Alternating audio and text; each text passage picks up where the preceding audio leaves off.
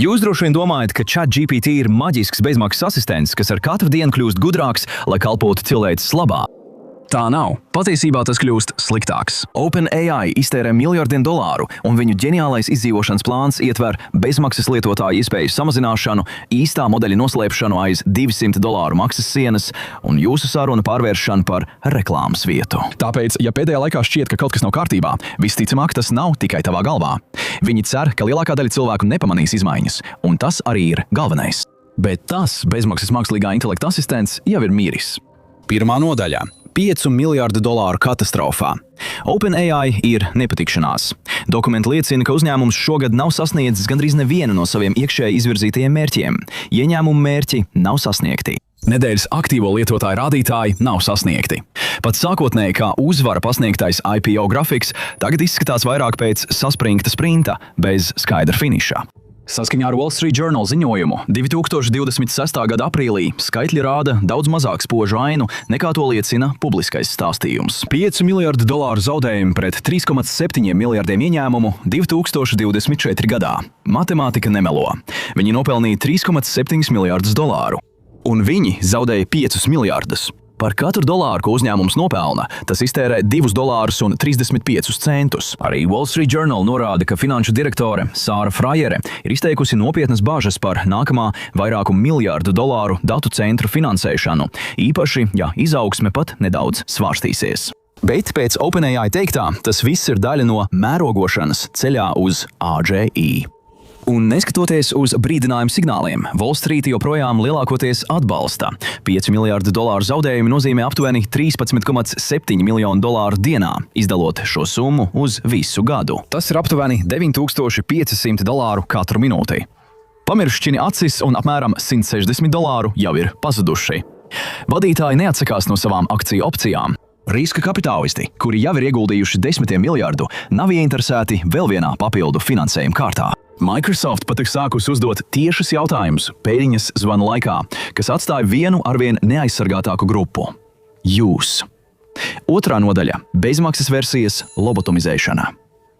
ChatGPT nekad nav bijis bezmaksas. To tika smagi un apzināti subsidēts no vienas no lielākajām finansēšanas mašīnām tehnoloģiju nozarē. Tās atbalstītāju saraksts izskatās kā pēdējās stadijas riska kapitāla zvaigžņu izlase. Microsoft, SoftBank, Thrive Capital, kā arī Saudarābijas suverēnie fondi. Kopējās investīcijas, kā ziņots, pārsniedz $60 miljārdus, un ar pašreizējiem izdevumu tempiem tas neiztur gadu desmitus. Tas iztur tikai dažus gadus. Galu galā kādam ir jāizlemj, cik patiesībā maksā uzpildīt šo tvertni. Panika ir īsta. IPO pulkstenis tikšķ un izdzīvošanas plāns, ko viņi ir izdomājuši, ir izmisīgs. Plāns bija likt ChatGPT izskatīties tādam pašam, vienlaikus klusi mainot to, kas to darbina. Būtībā tas kļuva muļķīgāks. Ir mehānisms, ko lietotāji īsti neredz, ko sauc par kapacitātes dēļ aktivizētu rezerves režīmu. Pīķi stundās vai pēc neredzamām ikdienas kvotām lietotāji tiek klusi pāradresēti no galvenā modeļa uz lētākām mini-versijām. Šī pārēja ir neredzama, kvalitātes kritums nav. Aptuveni pēc 10 ziņām, ik pēc 5 stundām, ar spēcīgo modeli jūsu saruna pēkšņi pārtrūkst teikumu vidū un pāriet uz vispārīgu automātiskās pabeigšanas režīmu. Lietotāju telemetrija, iekšējās stratēģijas piezīmes un vesela virkne Reddit pavadienu visi apstiprina vienu un to pašu. Vaicājuma novirzīšana uz mazākiem modeļiem ir apzināts izmaksu kontroles mehānisms. Jūsu mākslīgā intelekta asistents ir apzināti nomainīts pret budžeta versiju, kamēr jūs skatāties uz pazīstamu zīmolu un pieņemat, ka nekas nav mainījies. Ietaupījumi ir milzīgi. Vaicājuma novirzīšana uz mazākiem modeļiem var izmaksāt tikai daļu centa, salīdzinot ar vairākiem centiem par flagmani. Reiziniet to ar 800 miljoniem aktīvo lietotāju nedēļā, un matemātika sāk iegūt jēgu. Jums tas nozīmē pilnībā pievērst uzmanību sarunu partnerim, kurš pēkšņi aizmirst jūsu pēdējos 3 ziņojumus un sāk atbildēt ar aforismiem no laimes cepumiem. Veiktspējas atšķirības ir acīmredzamas. Neatkarīgi testi liecina, ka rezerves modeļiem ir grūtības ar uzdevumiem, kurus galvenais modelis paveic vienā solī. Vairāk solīšu spriešana sabrūk. Koda ģenerēšana sāk ieviest smalkas, grūti pamanāmas kļūdas. Garu kontekstu kopsavilkums sāk izlaist svarīgas detaļas. Vienu dienu tavs asistents atrisina diferenciālu rēķinu uzdevumu, bet nākamajā dienā, kad pēc pusdienlaika sākas liela noslodze, tas nespēja saskaitīt zilbes haikā. Tātad tas neizskatās pēc nejaušības, tas izskatās pēc apzinātas ieceres. Bezmaksas līmenis, kas šķita kā brīnums, patiesībā bija zaudējums nesošs piedāvājums, ko uzturēja mārketinga kapitāls un ilgtermiņa likmes, kuras nekad nebija domātas, lai pastāvētu mūžīgi. Nākamās izmaiņas jau ir iekļautas cenā, un tās nav smalkas. 3. nodaļa – elitārā maksas siena. Iekšējās cena piezīmes apstiprina OpenAI $20 mēnesī plus līmeni, kas reiz bija patērētāja mākslīgā intelekta dārgakmens, bet tagad klusi ticis kļuvis par novārtā atstātu vidējo bērnu. Plus abonenti joprojām saņem kaut ko lietojamu, bet jaunākā inteliģence ir aiz samta virves. Iepazīstieties ChatGPT Pro $200 mēnesī. Tam ir neierobežota piekļuve O1 un O1 Pro režīmām, augstāka pieprasījuma limita nekā plus, kā arī prioritāra apstrāde, kad serveri ir noslogoti. Salīdzinot ar standarta līmeņiem, sarežģītākiem uzdevumiem ir arī zemāks kļūdu līmenis. Secinājums ir vienkāršs. Gudrākais modelis tagad ir aiz maksas sienas. Jo ilgāk uz šo matemātiku skatās, jo nērtāk kļūst. $200 mēnesī ir $2400 gadā par vienu lietotāju. 4 cilvēku ģimenei, kas vēlas piekļūt tam pašam gudrajam līmenim, tas ir $9600 gadā. Tas ir vairāk nekā daudzas maisaimniecības iztērē pārtikai vairāku mēnešu laikā. Ziņots, ka $200 līmeni veido tikai nelielu daļu no kopējā lietotāju skaita. Visā pasaulē kopumā ir aptuveni 5 miljoni abonentu. Tas ir apmēram 0,06%. Tikmēr plus lietotāju neapmierinātība pieaug. Stratēģija kļūst arvien acīm redzamāka, un tā drīz skars jomas, kuras jūs iespējams nekad nebūtu gaidījuši. 4. nodaļa – jūsu sarunas, ko atbalsta Carls Jr. Nākamā ChatGPT versija nav tikai gudrāka vai dārgāka, tā tiek monetizēta jaunā veidā. Reklāmas drīz būs jūsu mākslīgā intelekta asistentā. Un tā nav bauma vai spekulācija, tā ir paša OpenAI paziņojums. Reklāma tagad ir oficiāla produktu līnija, sākot ar bezmaksas līmeni, un tiek ieviests jauns $8 ChatGPT Go plāns ASV beta versijā. Reklāmdevējiem pēc ziņotā ir jārēķinās ar minimālajām saistībām, kas pārsniedz $200,000, tikai lai tiktu pie iespējas piedalīties. Sākotnējā cena bija augsta, apmēram $60 par 1000 skatījumu, pirms tā tika samazināta, lai patiešām piesaistītu pircējus. Reklāmas pagaidām parādīsies atbilžu apakšā un būs skaidri marķētas. Jo tāpat kompānija reiz podkāstu auditorijai teica, ka reklāmas ChatGPT būs pēdējais līdzeklis, bet acīm redzot, šīs pēdējais līdzeklis ir pienācis ātrāk. Šim pēdējam līdzeklim jau ir palaišanas plāns. Te viss ir vienkārši un darīts apzināti. Bezmaksas lietotāji redz reklāmas. $8 plānu lietotāji redz mazāk vai citādi noformētas reklāmas. $20 plānu lietotāji pagaidām no tām ir atbrīvoti, bet $200 plānu lietotāji reklāmas neredz vispār. Tas pats produkts, dažādi noteikumi. Jo vairāk tu maksā, jo tīrāks un spējīgāks tas kļūst. Patiesais mērķis nav tikai reklāmas, bet gan mērķēšana. Ieraksti kāzas, un nākamos 6 mēnešus tevi pārpludinās ar vietām, gradzeniem un medus mēnešu piedāvājumiem, jo atšķirībā no sociālajiem tīkliem cilvēki šai lietai pastāsta visu. Nozāres analītiķi lēš, ka sarunu mērķēšana var ievērojami pārspēt tradicionālās reklāmas. Dažkārt pat vairākas reizes, viena vienkārša iemesla dēļ. Neviens neizstāsta Instagram savas problēmas, bet viņi tās izstāsta ChatGPT. Zinotie dati liecina, ka reklāmas bizness tiek modelēts tā, lai līdz 2029. gadam radītu vairāk nekā $25 miljārdus gada ieņēmumos. Šis skaitlis pats par sevi pārsniegtu OpenAI pašreizējos kopējos ieņēmumus.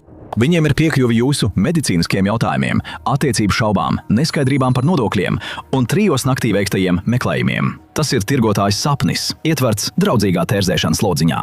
Iemesls, kāpēc tas viss patiesībā notiek, ir viens konkurents, kas klusi apēd vienīgo tirgus segmentu, kas patiešām pelna naudu. 5. nodaļa – Anthropic panika. Nozares ziņojumi rāda kaut ko tādu, ko lielākā daļa cilvēku virsrakstos nepamanīs. Konkurējošais uzņēmums Anthropic tagad gūst aptuveni tikpat lielus gada ieņēmumus kā OpenAI. Daži novērtējumi pat rāda, ka tas ir priekšā. Mazākais uzņēmums, kuru dibināja Sema Altmana bijušie kolēģi, tagad ģenerē vairāk gada ieņēmumu nekā uzņēmums, kuru visi sauc par līderi. Tas, kas agrāk šķita kā sacensības ar vienu līderi, vairs tā nav. Atšķirība starp šiem diviem uzņēmumiem ir izteikta, un tas izskaidro paniku. Anthropic darbojas vairāk kā luksusa butiks, nevis masu tirgus platforma, apkalpojot nedaudz vairāk nekā 1000 uzņēmumu klientu. Daudzi no tiem maksās 7 ciparu summas gadā, daži pat 8. Tā galvenais modelis Claude ir kļuvis par nozīmīgu spēlētāju uzņēmumu programmēšanā, un to izmanto Fortune 500 uzņēmumu inženieru komandas, Wall Streeta un biotehnoloģiju pētniecības grupas. Šie nav klienti, kuri būtu jūtīgi pret cenām. $50 par vietu viņiem nav problēma. Un tas ir tāpēc, ka produktivitātes pieaugums bieži vien atmaksājas jau pirms pusdienām pirmajā dienā. Tikmēr OpenAI pieskata simtiem miljonu bezmaksas līmeņa lietotāju. Anthropic no viena vidēja izmēra uzņēmuma līguma iegūst vairāk nekā OpenAI no miljonu parastu ChatGPT lietotāju kopā. Anthropic nišas tirgus veido pavisam cita veida biznesu. Ir augstākas cenas, garāki līgumi un zemāki klientu aizplūšanas rādītāji. Lietošanas paradumi ir pietiekami stabili, lai tos patiešām varētu prognozēt. Finansisti to var modelēt. Salīdziniet to ar OpenAI patērētāju mērogu. Tas ir nepārtraukts, neparedzams pieprasījumu vilnis no simtiem miljonu lietotāju. Sistēma, kurā nelielas cenas izmaiņas var izraisīt masveida abonementu atcelšanu vienas nakts laikā. Tās ir divas ļoti atšķirīgas sistēmas. Viena ir optimizēta paredzamībai. Otra ir veidota mērogam un svārstībām. Un šajā tirgu nav runa par zīmolu. Svarīgi ir tas, kas tiek izmantots. Tāpēc patērētāja produkts sāk izskatīties apzināti sadalīts. Bezmaksas līmenis tiek ierobežots, lai samazinātu skaitļošanas izmaksas. Vidējais līmenis vairs nav galvenais un kļūst par ieejas punktu augstākajos plānos. Pro līmenis par 200 ir paredzēts lietotājiem, kuri to izmanto kā biznesa infrastruktūru, nevis abonementu. Un reklāmas ir paredzētas visiem tiem, kuri nekad nemaksās šajā līmenī. Un katrs lēmums ir vērsts uz to, lai samazinātu atstarpi ar Anthropic. Cerot, tas notiks pirms investori sāk uzdot nērtus jautājumus par stāstu. Jo, ja šī atstarpe nesamazināsies, arī skaitļi nesakritīs. Un šis spiediens sāk parādīties. 6. nodaļa.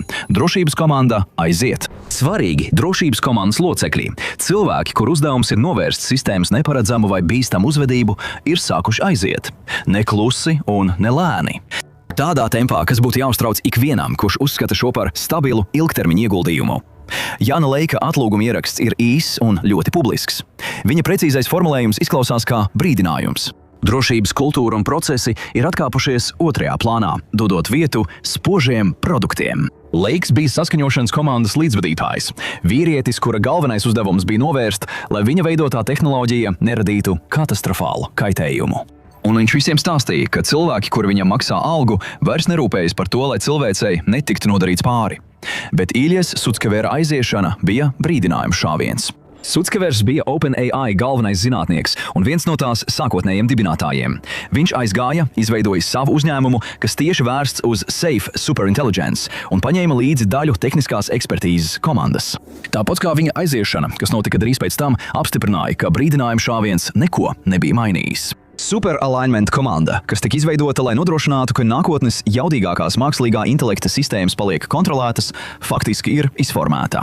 Sākotnēji tai tika solīta ievērojama daļa iekšējo skaitļošanas resursu, apmēram 20%, lai koncentrētos uz drošības pētījumiem. Tas neilga. Kopš tā laika komandas locekļi ir aizgājuši. Tiek ziņots, ka skaitļošanas jauda ir novirzīta produktu izstrādei. Un tas, kas tika pasniegts kā galvenā misija, tagad no malas izskatās kā kaut kas, kas ir nostumts malā. Šajā aiziešanas vilnī ir vērojams konsekvents paraugs. Inženieri, kuri pievienojās, lai izstrādātu drošu, saskaņotu AGI, tagad apraksta pavisam citu realitāti. Uzņēmums, kura produktu lēmumus vada komerciālās komandas, kur drošības pārbaudes tiek pātrinātas, lai paspētu uzsākšanas termiņos, un kur iekšējās bažas par trauksmes cēlēju aizsardzību, kā ziņots, parādījās tajā pašā restruktūrizācijas periodā, kad OpenAI tika pozicionēts iespējamam akciju sākotnējam publiskajam piedāvājumam. Drošības barjeras ir pazudušas. Solījumi par caurspīdīgumu un piesardzību sāk šķist grūtāk piesaistām kādai konkrētai grupai.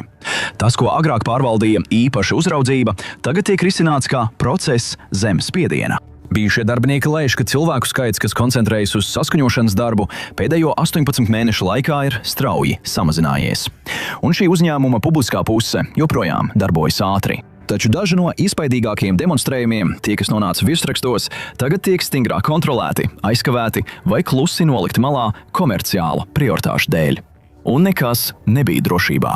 7. nodaļa – SOR pievilināšanas un apmānīšanas triks. SOR strauji kļuva populāra 2024. gadā ar saviem hiperrealistiskajiem klipiem, kuros, piemēram, vilnas mamuti staigā pa sniegu un rāda biedējoši realistiskas pilsētas ainas. Taču pat tam bija savs derīguma termiņš. 2026. gada aprīlī tas vairs nebija pieejams kā patstāvīgs patērētāja produkts.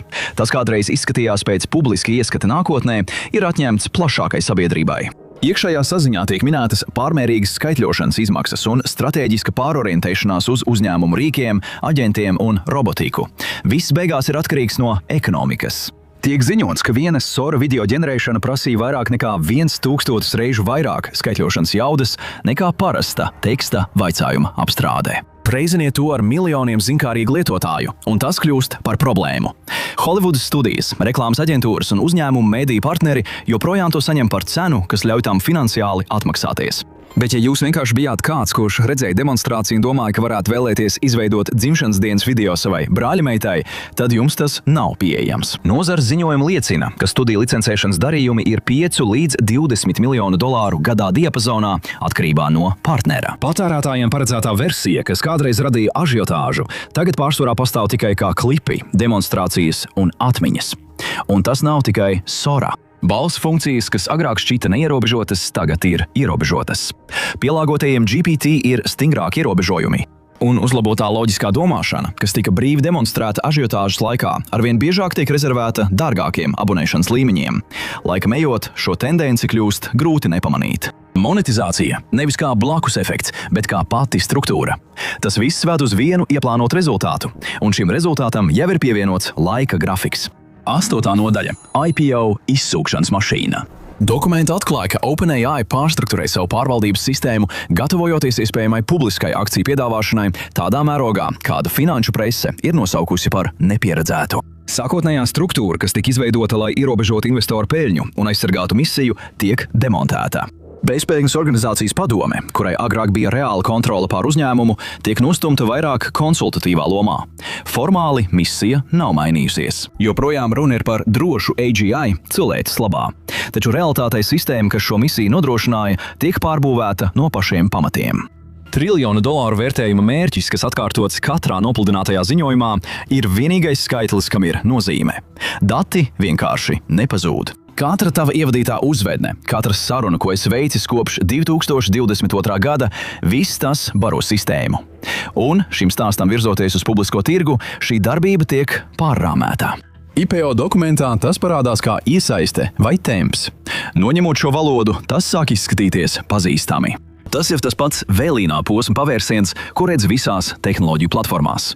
Lietotājs pārstāja būt tikai klients un sāk kļūt par daļu no produkta, nevis kāds, kam tiek sniegts pakalpojums, bet kaut kas, kas tiek izmantots. Un beigās nērtais atklājums – tu nekad nebija klients.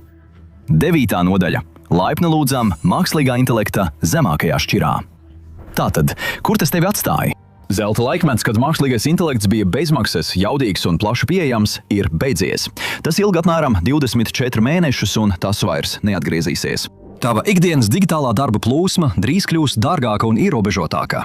Tas, kas agrāk šķita kā brīva piekļuve intelektam, tagad pārvēršas par daudzlīmeņu sistēmu, kur labākas iespējas ir pieejamas tikai par augstāku cenu. Un cena par jebko, kas patiešām darbojas, turpina pieaugt. Šī ir tendence, uz kuru norādīja katrs tehnoloģiju vilnis, bet nekad to nepadarīja redzamu. Lielākā daļa cilvēku saņem pamatversiju, un pamatversija vispirms nekļūst labāka. Tā kļūst lētāka, vienkāršāka un ierobežotāka. Pieeja vairs nav vienlīdzīga, viss tiek iedalīts. Dažādi cilvēki un dažādi līmeņi, atkarībā no tā, cik viņi var samaksāt. Tehnoloģijas versija, kurai vajadzēja paplašināt piekļuvi, klusi sadalās līmeņos. Daži cilvēki saņem pilnas iespējas. Lielākā daļa cilvēku saņem tik daudz, lai paliktu sistēmas ietvaros, un laika gaitā pat tas mainās. Solījums bija rīks, kas paceltu visus. Tagad cilvēka intelekta nākotne ir pieejama tikai ar abonementu, un mums kļūst pārāk dārgi. Bet uzņēmumu iekšienē, kas veido šo nākotni, notiek kas cits. Cilvēki, kas ir vistuvāk sistēmai, sāk aiziet, un tas rada nopietnus satricinājumus Silīcija ielā. Uzziniet, kāpēc mākslīgā intelekta pētnieki pamet darbu un panikā aiziet projām. Vai arī skatieties šo video.